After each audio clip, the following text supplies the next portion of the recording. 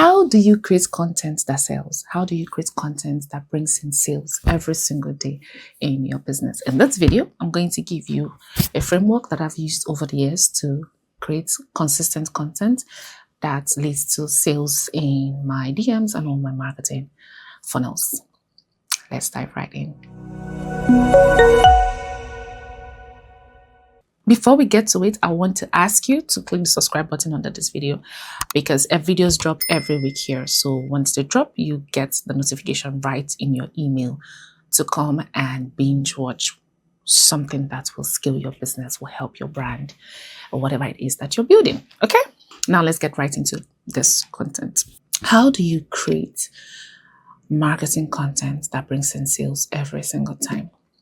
Listen, I want you to understand that content must be tied to a marketing goal. That is why social media strategy is very important.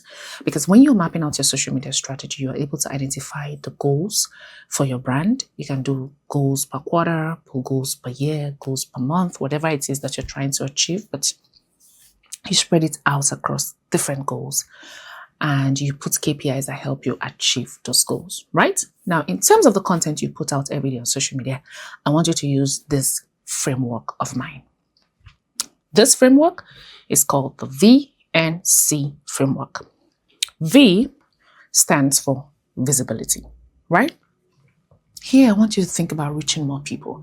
This is where you're sharing like content that gets a lot of shares, a lot of attention because you want to reach more people. The more people you reach, the more people they reach. So people keep sharing these posts, they keep sending these newsletters to other people because they are so good. So this content you're creating for visibility must be so well done and tailored to your target audience. You're not going to be just doing content anyhow.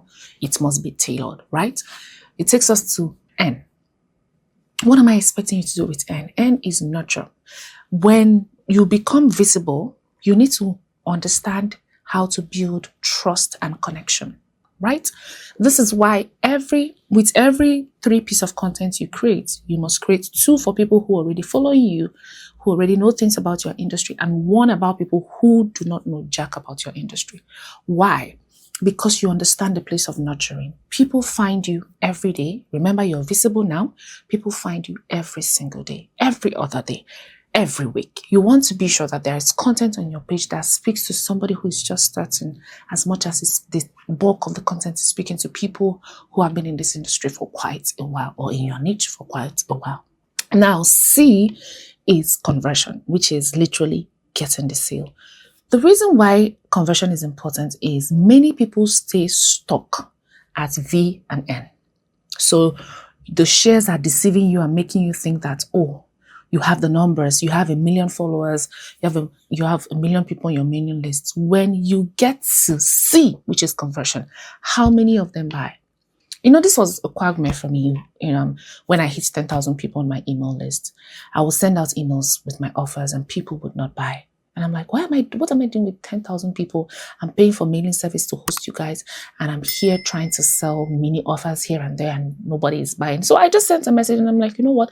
Everybody have a nice life. And I rebuilt from scratch, right? So it is very, very interesting to always pause and reflect, pause and check what's working in your business, because you might have 1 million followers and you don't have $1 million in your account. Right? And all you needed was for 1 million people to buy a $1 product and you have $1 million and you have $1 million. Do you understand what I'm saying here? So pay attention to creating conversion content. Pay attention to the conversion rate that happens when you create conversion content. Okay? Now, if you use this framework, the next thing I want you to do here is to choose your themes, right? Your content marketing themes. This is going to be heavily tied to your brand messaging. So I hope you also understand the aspects of brand messaging and how content is supposed to flow under your messaging. You have to, if you want to educate, if you want to entertain, if you want to use user-generated content, if you want to do behind the scene, if you just want to do sales content, all of that is all up to you, right? But the core is you must choose your theme. Please don't choose your theme out of peer pressure. Oh, these people are doing carousels now, let me do carousels. They're doing podcasts, let me do podcasts. They're doing blogs. No. Sit down and do a SWOT analysis. What is your strength? What is your weakness?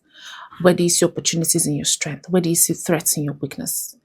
What opportunities in your strength can you maximize in your content? For example, let's say you're a visual arts person. You know, if you draw and you put your carousels in a way that they always have this artistic feel, you're going to have an audience that appeals to more than people who just write, right?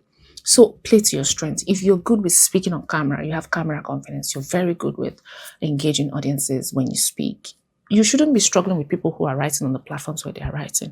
I hope that makes sense. Do you understand what I mean here? And the third thing I want you to do is match your content to your buyer's journey.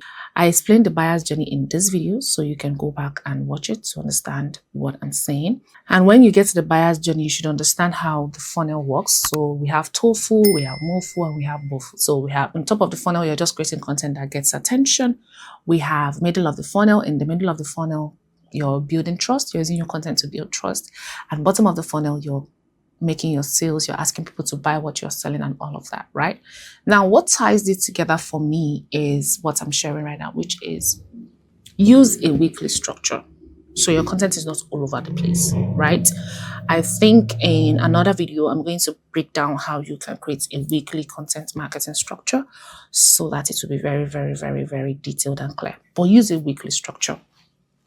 Think of yourself like a proper TV house, like a TV station, right? There are programs that happen on Monday at 6 p.m. There are programs that happen on Thursdays at 4 p.m. There are programs that happen on Fridays at 9 a.m., right? So think of your content like that. What themes of content can you put out on Mondays? What can you put out on Wednesdays? What can you put out on Thursdays, right? So that you build a sequence around it and it's easier for you to flow, like to have a sync and a flow when it comes to content marketing in your business, okay? So literally, I just walked you through how to sell with content. I spoke to you about how to start with a clear goal. I spoke to you about the VNC framework, and I spoke to you about how to choose your theme, tying that to your brand messaging, and then how to match your content to your buyer's journey. And I rounded that up with telling you to use a weekly structure. I hope this video gives you enough value to get you started today. If you have a small team and you're trying to scale your marketing, you're trying to structure your marketing, I have the lean marketing booklet down below. Click on that link, download that booklet, and go structure your marketing today. See you in the next one.